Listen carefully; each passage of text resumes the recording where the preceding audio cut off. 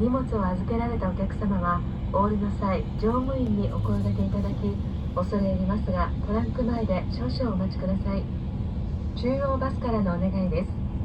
気持ちよくご利用いただくため、お降りの際、空き缶などのゴミはお持ち帰りいただきますよう、皆様のご協力をお願いいたします。赤平、芦別、岩見沢方面へおいでの方はお乗り換え願います。お客様へお願いいたします。運賃を1000円札でお支払いになるお客様は、お降りの際、乗務員でお申し出ください。安全のため、シートベルトの着用をお願いいたします。